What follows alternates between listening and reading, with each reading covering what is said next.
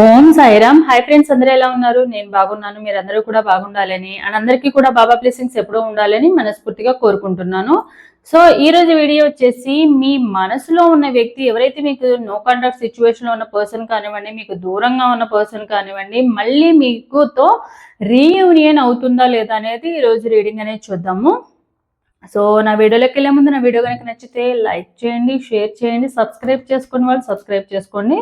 అలాగే బెల్ ఐకాన్ని కూడా క్లిక్ చేయండి. అప్పుడే నేను చేసే న్యూ వీడియోస్ ఒక నోటిఫికేషన్ అనేది వస్తుంది. అలాగే ఎవరికైనా పర్సనల్ రీడింగ్స్ కావాలంటే కనుక స్క్రీన్ మీద ఉన్న వాట్సాప్ నెంబర్కి వాట్సాప్ మెసేజ్ చేయండి. కాల్స్ మాత్రం చేయకండి. అండ్ రీడింగ్ అనేది చార్జబుల్.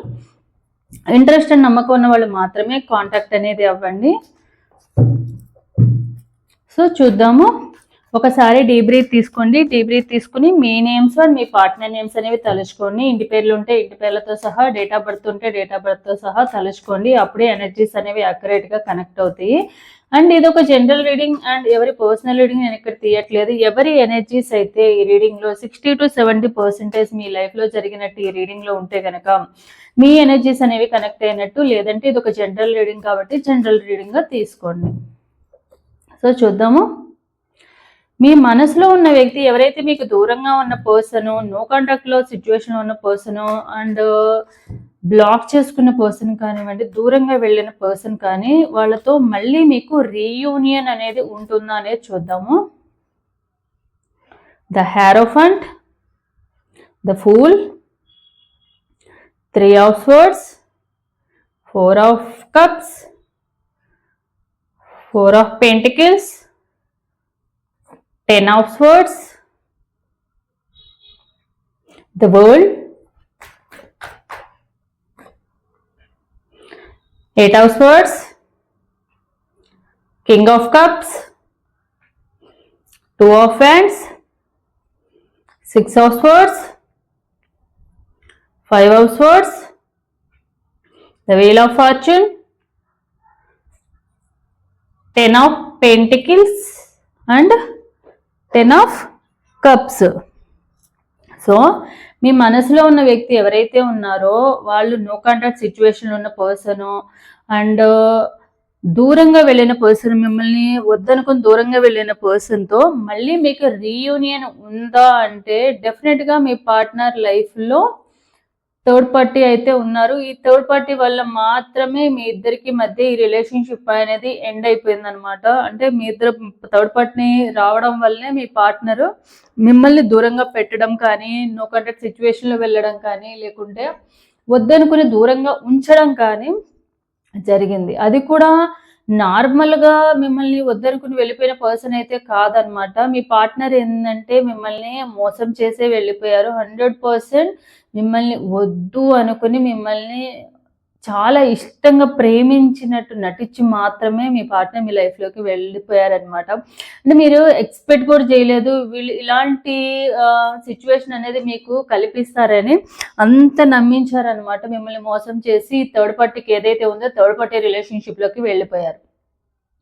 బట్ ఏంటంటే మళ్ళీ మీతో రీయూనియన్ ఉందా అంటే డెఫినెట్గా వీళ్ళతో రీయూనియన్ అయితే లేదు మీకు. ఎందుకంటే వీళ్ళు చాలా మీరు వాళ్ళని ఎమోషనల్గా కనెక్ట్ అయిపోయారు. ఎమోషనల్గా అంటే ఎంత ఎమోషనల్గా కనెక్ట్ అయ్యారంటే చాలా ఇష్టంతో మీ లైఫ్లోకి మీ పార్ట్నర్ వచ్చారు తప్ప మీ పార్ట్నర్ మీ లైఫ్లోకి అంత ఇష్టం చూపించడానికి కానీ మెటీరియలిస్టిక్గానే వాళ్ళు మీ లైఫ్లోకి వచ్చారు తప్ప మిమ్మల్ని 100% ట్రూగా జెన్యున్గా లవ్ చేసి అయితే మీ రిలేషన్షిప్లోకి అయితే రాలేదు. అండ్ అందుకే మీరు ఉన్నన్ని రోజులు మీతో చాలా ప్రేమగా ఉన్నట్టు నటించారు అనమాట. ఏదైతే థర్డ్ పార్టీ ఎవరైతే వచ్చారో ఆ థర్డ్ పార్టీ రాగానే మీ ప్రేమ కానీ, మీ ఎఫెక్షన్ కానీ, మీ కేరింగ్ కానీ ఇవన్నీ కూడా కనిపించలేదు. ఎందుకంటే వీళ్ళు వచ్చిన పర్పసే మెటీరియలిస్టిక్ లైఫ్లో యూజ్ చేసుకోవడానికి మాత్రమే వచ్చారు కాబట్టి. అందుకే వీళ్ళు ఇంపార్టెన్స్ ఇచ్చేది ఈ మెటీరియలిస్టిక్ లైఫ్కే ఉంటుందన్నమాట. ఇప్పుడు మీ తర్వాత ఇంకొక పర్సన్, ఈ థర్డ్ పార్టీ, ఇలా ఒకళ్ళ తర్వాత ఒకళ్ళకి టైం పాస్కి వాళ్ళు మీ ఎవరొకళ్ళ లైఫ్తో ఆడుకోవడానికి వచ్చిన పర్సనే కానీ మళ్ళీ మీ లైఫ్లోకి రాకపోవడానికి రీజన్ ఏంటంటే వాళ్ళ లైఫ్లో ఇంకో పర్సన్ ఉన్నారు. వాళ్ళ లైఫ్లో వీళ్ళని యూజ్ చేసుకోవడానికి కానీ యూజ్ చేసుకోవడానికి కానీ, వాళ్ళ మెటీరియలిస్టిక్ లైఫ్‌ని ఎంజాయ్ చేయడానికి కానీ ఇంకొకళ్ళు ఉన్నారు కాబట్టే మీ లైఫ్‌లో మళ్ళీ తిరిగి రారు. అంటే ఒకళ్ళ లైఫ్‌లో నుంచి తిరిగి వెళ్ళిపోయిన పర్సన్ మళ్ళీ వాళ్ళ లైఫ్‌లోకి తిరిగి వస్తారా అంటే డెఫినిట్‌గా వాళ్ళు రావడానికి రీజన్ అయితే ఒకటే ఉంటదనమాట. వాళ్ళకి సోర్స్ ఆఫ్ ఇన్‌కమ్. మీరొక సోర్స్ ఆఫ్ ఇన్‌కమ్ మీరు ప్రాబ్లమ్ అయినప్పుడు మాత్రమే వస్తారు తప్ప, అది కూడా ఏంటంటే వాళ్ళ లైఫ్‌లో ఇంకొక థర్డ్ పార్టీ లేనప్పుడు మాత్రమే. ఒకవేళ వన్స్ ఈ థర్డ్ పార్టీలోంచి ఇంకో థర్డ్ పార్టీ, ఇంకో థర్డ్ పార్టీలో ఇంకో థర్డ్ పార్టీ ఇలా వస్తున్నారనుకోండి, వెళ్ళిపోయిన వాళ్ళ లైఫ్‌లో నుంచి మళ్ళీ తిరిగైతే ఎప్పటికి రారు. మీరు మాత్రము గతంలోనే బతుకుతున్నారు. గతంలో జరిగిన దాని గురించి ఆలోచిస్తున్నారు. బట్ వాళ్ళకెప్పుడూ కూడా ఈ రియలైజేషన్ అయితే లేదు. ఎందుకంటే వాళ్ళ మెంటాలిటీ గాని, వాళ్ళ బిహేవియర్ కానీ యూజ్ అండ్ త్రో టైపే అన్నమాట. సో, అందుకే వాళ్ళెప్పుడూ కూడా ఏందంటే ఎక్కువగా మీ గురించి అంత ఎక్కువగా ఆలోచించకపోవడానికి రీజన్ అదే. సో, వీళ్ళెప్పుడూ కూడా మీరు వాళ్ళ గురించి ఆలోచించుకుంటూ, ఇంకా వాళ్ళు జెన్యూన్ పర్సన్, వాళ్ళు చేంజ్ అవుతారు, వాళ్ళ మెంటాలిటీ చేంజ్ అవుతుంది, వాళ్ళ లైఫ్‌లో మళ్ళీ తిరిగి వస్తారేమో అన్న ఇమాజినేషన్‌లోనే మీరు బతుకుతున్నారు. బట్ వాళ్ళేంటంటే, వాళ్ళ లైఫ్‌లో నాట్ ఓన్లీ మీరు, నంబర్ ఆఫ్ పర్సన్స్‌తో, నంబర్ ఆఫ్ మెంబర్స్‌తో వీళ్ళు ఇలాంటి రిలేషన్‌షిప్పే మెయింటైన్ చేస్తూ ఉన్నారు. మీరు తర్వాత ఇంకొకళ్ళు, ఇంకొకళ్ళ తర్వాత అందరూ కూడా ఏందంటే అమాయకంగా ఉండేవాళ్ళు ఉంటారు చూడండి. ఎవరు కూడా వీళ్ళని అడగకుండా, ఎవరు కూడా వీళ్ళని క్వెషనింగ్ చేయకుండా ఉండే పర్సన్స్‌నే ఎంచుకుంటారు. అండ్ సీక్రెట్ రిలేషన్‌షిప్‌ని మెయింటైన్ చేస్తారు. ఎందుకంటే ఈ సీక్రెట్ రిలేషన్‌షిప్ ఉండడం వల్ల మాత్రమే వాళ్ళకి ఎలాంటి ప్రాబ్లమ్ రాదు కాబట్టి. సో, మీరేంటంటే లేదు వాళ్ళు మారతారేమో అన్న హోప్స్‌తో మీరు ఎదురు చూస్తూ ఉన్నారు. వాళ్ళ లైఫ్‌లో ఏదో ఒక రోజు మళ్ళీ ఈవెన్ మనీ కోసమైనా మళ్ళీ నా లైఫ్‌లోకి తిరిగి వస్తారేమో అన్న ఫీలింగ్ అనేది మీకుందనమాట. సో, దానివల్లే వీళ్ళేంటంటే వీళ్ళెప్పుడు కూడా ఫ్రీగా ఎంజాయ్ చేస్తూ ఉండాలి. ఫ్రీ బర్డ్స్ లాగా ఎప్పుడు వీళ్ళకంటూ ఫ్రీడమ్ ఉండాలి. ఎవరైతే వీళ్ళ ఫ్రీడమ్‌కి అడ్డుగా ఉంటారో, వీళ్ళ స్వేచ్ఛకు అడ్డుగా ఉంటారో, ఈవెన్ వాళ్ళ ఫ్యామిలీ మెంబర్స్‌ని కూడా వాళ్ళు ఆహ్, తప్పించడానికే చూస్తూ ఉంటారనమాట. ఎప్పుడు వీళ్ళ లైఫ్ ఎంజాయ్ చేస్తూ ఉండాలన్న విధంగానే ఉంటారనమాట. సో, వాళ్ళ ఫ్యామిలీలో కూడా ఈళ్ళు ఇలాంటి పర్సన్ అని తెలిసినా కూడా వాళ్ళు ఏం చేయలేని సిట్యుయేషన్‌లోనే వీళ్ళని ఎందుకంటే వాళ్ళు కూడా వీళ్ళకి సెన్సిటివ్‌గా ఉన్న పర్సన్సే తప్ప వీళ్ళని క్వెషనింగ్ చేసే పర్సన్స్‌ని కానీ, అలాంటి వాళ్ళని ఎమోషనల్‌గా బ్లాక్‌మెయిల్ చేసే పర్సన్స్‌ని వీళ్ళ లైఫ్‌లో ఎప్పుడు పెట్టుకుంటారు తప్ప, ఎవరైతే నెగెటివ్‌గా వీళ్ళని క్వెషన్ చేసే పర్సనో, కోపం ఉన్న పర్సన్స్‌ని వీళ్ళెప్పుడు కూడా వీళ్ళ లైఫ్‌లోకి మాత్రం ఉంచుకోరనమాట. అలాంటి మెంటాలిటీ ఉన్న పర్సన్స్. సో, వాళ్ళ లైఫ్‌లో ఎప్పుడు కూడా మిమ్మల్ని వాళ్ళ వల్లనే మీ లైఫ్‌లో స్ట్రక్ అయిపోయిన మనీ పరంగా స్ట్రక్ అయిపోయిన సిట్యుయేషన్స్ ఉన్నాయి. ఎందుకంటే వీళ్ళు మెటీరియలిస్టిక్స్‌కి ఎలా అయినా కూడా యూజ్ చేసుకుంటారు. ఇటు ఫిజికల్ గాను, అటు మెటీరియలిస్టిక్ గాను మీరే వాళ్ళకి ఇంకా ఇంకా ఇచ్చి మీరు మీ దగ్గర లేకపోయినా కూడా వేరే వాళ్ళ ద్వారా కూడా తీసుకొని మరీ వీళ్ళకి చే చేసిన సిట్యుయేషన్స్ కూడా ఉన్నాయి. బట్ వీళ్ళేంటంటే అవసరం ఉన్నప్పుడు ఇంత కాళ్ళు పట్టుకోవడానికి గూడా దిగజారిపోతారు. అదే అవసరం తీరిపోగానే ఆహ్, కాళ్ళతో తన్ని వెళ్ళిపోయే రకాలనమాట. సో, వీళ్ళని మీరు ఇంకా ఇంకా వీళ్ళ మీద హోప్స్ పెట్టుకోవడము, వీళ్ళ మీద గురించి బాధపడుతూ ఉండడం అనేది మీ లైఫ్‌ని మీరే నాశనం చేసుకున్నట్టు ఉంటది. సో, డెఫినెట్‌గా మీరేంటంటే వీళ్ళ మళ్ళీ రీయూనియన్ అవ్వే ఛాన్స్ అయితే లేదు. ఎందుకంటే వాళ్ళు చెప్పాను గదా! యూజ్ అండ్ త్రో టైప్‌లో ఉన్న పర్సన్సే అనమాట. ఈ use and throw type persons ఏందంటే మీరు గాకపోతే ఇంకొకళ్ళు, మీరు గాకపోతే ఇంకొకళ్ళు. అలా చూసుకునే పర్సన్సే. ఒకళ్ళ నుంచి ఒకళ్ళకి వాళ్ళ మెటీరియలిస్టిక్‌గా లైఫ్ కావాలి. వాళ్ళ లైఫ్‌లో ఎందుకంటే వాళ్ళెవరు క్వెషన్ చేసేవాళ్ళు లేరు. ఎవ్వరు ప్రతి ఒక్కళ్ళు కూడా sensitive nature, soft nature and secret relationship maintain చేస్తున్న వాళ్ళందరూ కూడా ఇలానే ఎవరికీ ఎక్స్‌ప్రెస్ చేయలేరు. వాళ్ళ ప్రాబ్లమ్స్ ఎక్స్‌ప్రెస్ చేసినా కూడా ఏదైనా ప్రాబ్లమ్ ఉందని చెప్పినా మనీ పరంగా కానీ లేకుంటే ఫిజికల్‌గా కానీ ఏదైనా కోల్పోయామని చెప్పాలన్నా కూడా వీళ్ళకి ఆహ్, వేరే ఆప్షన్ లేదనమాట. బయటకి చెప్పుకోలేని సిట్యుయేషన్‌లో ఉంటారు. ఈవెన్ లేడీస్‌తో కూడా చెప్పుకోలేని సిట్యుయేషన్‌లో ఉంటారు కాబట్టే వాళ్ళని యూజ్ చేసుకుంటూ ఉంటారనమాట. ఎమోషనల్‌గా ఎవరైతే వీక్గా ఉంటారో వాళ్ళనే వీళ్ళు టార్గెట్ చేస్తూ ఉంటారనమాట మీ పార్ట్నర్. అలాంటి నేచర్ ఉన్న పర్సనే. అంటే మిమ్మల్ని చాలా చాలా బాధ పెట్టారనమాట. ఎన్ని రకాలుగా అంటే వీళ్ళు మీ లైఫ్లోకి వచ్చి వెళ్ళిపోయినాక మీరు హెల్త్ పరంగా డిప్రెషన్లోకి వెళ్ళిపోయారు. హెల్త్ పరంగా హెల్త్ ఇష్యూస్ ఇంకా ఎక్కువైనాయి. మనీ పరంగా అయితే మీరు వేరే వాళ్ళకి వీళ్ళ కోసం అని చెప్పి వీళ్ళ ప్రాణాల మీదకి వస్తుందని చెప్పి వీళ్ళు ఎమోషనల్గా బ్లాక్ చేయడం వల్ల మీరు వేరే వాళ్ళ దగ్గర అప్పు తీసుకొచ్చి మరీ ఇవ్వడం అనేది అది బర్డెన్గా మారడం అనేది జరిగింది. అన్ని రకాలుగా అండ్ ఇంకా మిమ్మల్ని బ్లేమింగ్ చేసేసి అంటే మీరు వేరే మీ క్యారెక్టర్ని బ్లేమ్ చేసి మీరు క్యారెక్టర్ లేని వాళ్ళగా చూపించి మరి మీ లైఫ్లో నుంచి తిరిగి వెళ్ళిపోవడం అయితే జరిగింది మీ పార్ట్నర్. వాళ్ళ అవసరాలకి వాళ్ళ ప్రాబ్లమ్ సాల్వ్ చేసుకోవడానికి ఎదుటి వాళ్ళని ఎంతకైనా కూడా దిగజారే మెంటాలిటీ ఉన్న పర్సన్స్ వీళ్ళు. సో ఏంటంటే మీరు ఎప్పుడు కూడా వాళ్ళే మీ ప్రపంచంగా భావించారు. వీళ్ళు నా లైఫ్లో రావడం వల్లే నా లైఫ్ హ్యాపీగా ఉంది. మేబీ నా లైఫ్లో ఇప్పటి వరకు ఎన్నో ప్రాబ్లమ్స్ ఫేస్ చేశాను. వీళ్ళ రాక వల్ల నా ప్రాబ్లమ్స్ అన్నీ సాల్వ్ అయిపోయినాయేమో అన్న ఫీలింగ్ మీకు ఉందన్నమాట. బట్ ఏంటంటే ఆ ప్రాబ్లం అనేది వీళ్ళ వల్లే స్టార్ట్ అయింది అనేది అయితే మీరు తెలుసుకోలేకపోతున్నారు. వీళ్ళు మీకు ఒక అదృష్టంగా భావించారు అప్పుడు. బట్ మీకు ఇప్పుడు తెలుసుకోవాల్సింది ఏంటంటే వీరు మీ లైఫ్లోకి వచ్చినాకే మీ లైఫ్ అనేది టర్న్ అయ్యింది నెగిటివ్గా. మీ లైఫ్లో ఏదైతే చిన్న చిన్న హ్యాపీనెస్ని కూడా కోల్పోయే సిచ్యువేషన్స్కి ఇప్పుడు ప్రజెంట్ ఉన్నారు అంటే వీళ్ళ వల్ల మాత్రమే. సో ఏంటంటే వీళ్ళ వల్ల మీకు లైఫ్లో మంచి జరగడం కాదు, మీకు చెడే జరిగింది. సో వీళ్ళని ఎప్పుడు కూడా ఇప్పటికైనా వాళ్ళ ఎడిక్షన్‌లో నుంచి, వాళ్ళ మెంటాలిటీలో నుంచి, వాళ్ళ థాట్స్‌లో నుంచి బయటకి రండి. అప్పుడే మీ లైఫ్ అనేది బాగుపడుతుంది. లేకపోతే మీ అంతట మీరే ఈ ప్రాబ్లమ్స్‌ని కొని తెచ్చుకుంటున్నారు అంతే.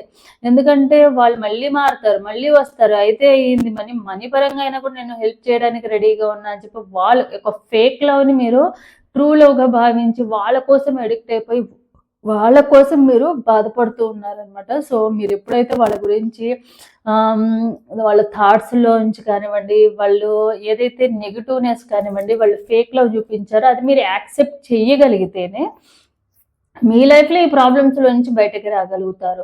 అట్లీస్ట్ మీ ఫ్యామిలీ పరంగా అయినా మీరు హ్యాపీగా ఉండే ఛాన్స్ ఉందన్నమాట. వీళ్ళు మీ లైఫ్లోకి వచ్చారంటే వీళ్ళు యూజ్ అండ్ తోచేసుకునే వాళ్ళ కోసం అని చెప్పి మీ లైఫ్ని సాక్రిఫైస్ చేయడము, మీ కెరియర్ని సాక్రిఫైస్ చేయడము, మీ ఫ్యామిలీని సాక్రిఫైస్ చేయడము, అయితే మీరు ఆల్రెడీ మ్యారీడ్ పర్సన్ అయితే కనుక మీ పిల్లల గురించి ఆలోచించకుండా ఉండడం, వీళ్ళ గురించి సఫర్ అవడం అనేది కరెక్ట్ కాదు. సో మీరు ఆలోచించుకోండి. ఎందుకంటే ఈ లైఫ్లో ఏది పోయినా కూడా మళ్ళీ వస్తుంది. వీళ్ళ వల్ల మీరు హెల్త్ పరంగా కూడా డిప్రెషన్లోకి వెళ్ళిపోయి హెల్త్ ఇష్యూస్ అనేవి ఫామ్ అవ్వడం కూడా అయ్యిందనమాట. సో మీరు మీ కెరియర్ని మార్చుకోవడము, మీ లైఫ్ని మార్చుకోవడం అనేది ఓన్లీ మీ హ్యాండ్స్లో మాత్రమే ఉంది. అదైతే మీరు తెలుసుకోండి. తెలుసుకుని మీ లైఫ్ని మీరే సెల్ఫ్ హీలింగ్ అనేది చేసుకోవడం అనేది చాలా అవసరం అనమాట. సో చూద్దాము మీ లైఫ్కి మీరు తీసుకోవాల్సిన సెల్ఫ్ కేర్ ఏంటనేది కూడా మనం చూద్దాము.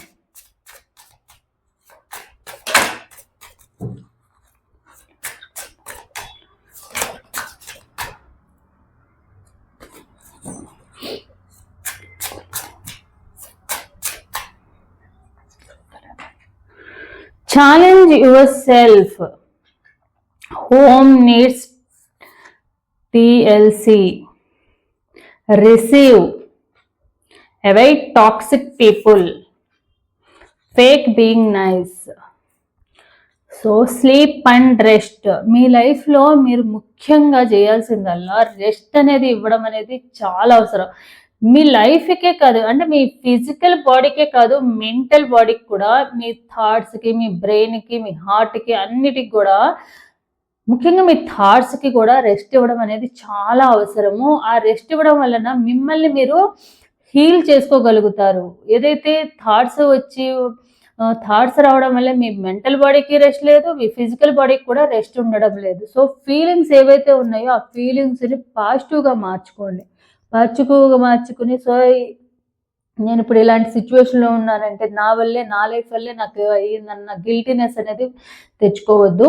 సో మిమ్మల్ని మీరు హీల్ చేసుకోవడానికి మెడిటేషన్ లాంటివి, యోగా లాంటివి అండ్ స్లీపింగ్ మెడిటేషన్ లాంటివి, ఇలాంటివి ఏదో ఒకటి. అండ్ నేచర్కి కనెక్ట్ అవ్వడము, మీ బాడీని రెస్ట్ ఇవ్వడము, మీ మైండ్ని సోల్ని కూడా రెస్ట్ ఇవ్వడం అనేది చాలా అవసరం అనమాట. Challenges your self. సో దీని ఒక ఛాలెంజ్గా తీసుకోండి. మీ లైఫ్ని మీరే మార్చుకోవడానికి ఎవరో వచ్చి మనల్ని వెన్ను తట్టి ఎవరు ముందుకు తీసుకెళ్లరు. ఈ లైఫ్లో ఒక మోసపోయిన వాళ్ళ కోసం అని చెప్పి మీరు బాధపడుతూ మీ లైఫ్ని నాశనం చేసుకోవడం ఎంతవరకు కరెక్ట్ అని చెప్పి మిమ్మల్ని మీరు క్వశ్చనింగ్ చేసుకుని మిమ్మల్ని మీరే ఎంకరేజ్ చేసుకుని మీ లైఫ్లో ముందుకు వెళ్ళండి. సో ఒక పర్టికులర్గా సో వాళ్ళు మోసం చేశారు కాబట్టి నా లైఫ్లో ఇంకేం లేదన్నట్టుగా మీరు బౌండరీస్ క్రియేట్ చేసుకుని అక్కడే ఉండిపోతూ బాధపడుతూ కూర్చోవడం వల్ల అయితే ఏమీ రాదు. Home needs, give your home some attention, redecorate, clean and stage it, sage it. అంటే మీరు ఇప్పుడు ఏదైతే మీకు దీని థాట్స్ నుంచి బయటకు రాలేకపోతుంటే కనుక మీ సరౌండింగ్స్ అంతా కూడా ఒకసారి నీట్గా ఉంచుకోవడానికి చేసుకోండి. ఏదైతే క్లమ్జీగా ఉండడం వలన, చిందరవందరగా ఉండడం వల్ల కూడా పీస్ఫుల్గా అనేది ఉండదన్నమాట. అవే థాట్స్, అవే మెమరీస్ వస్తూ ఉంటాయి. సో మీ ప్లేస్, మీ సరౌండింగ్స్ అంతా కూడా నీట్గా చేసుకుని ఒక ప్లెజెంట్గా ఉండే ప్లేస్ లాగా చూసుకోండి. ఏదైనా చిన్న మనీ ప్లాంట్స్ లాంటివి, చిన్న డెకరేటివ్ ఐటమ్స్ లాంటివి చూడగానే పాజిటివ్ వైబ్ వచ్చే విధంగా మీ చుట్టూ అనేది క్రియేట్ చేసుకోండి. Receive, you are being asked to open the receive universal gift. So అప్పుడే మీకు మీ చుట్టూ ఏదైతే పాజిటివ్ ఉంటుందో అప్పుడే మీ లైఫ్లో కూడా పాజిటివ్ వస్తుంది. మీరు ఎప్పుడు మీ థాట్స్లో నెగిటివే కాకుండా మీ చుట్టూ కూడా నెగిటివ్గా ఉంచుకోవడం వలన ఎప్పుడు ఆ నెగిటివ్ థాట్సే వస్తూ ఉంటాయి. ఎప్పుడు కూడా ప్లెజెంట్గా ఉండాలి. సరౌండింగ్స్ అంతా నీట్గాను ప్లెజెంట్గా ఉంచుకోవడం వల్ల కూడా మన లైఫ్లో ఆ పాజిటివిటీ, పాజిటివ్ వైబ్స్ అనేవి, హీలింగ్ అనేది జరుగుతూ ఉంటుంది.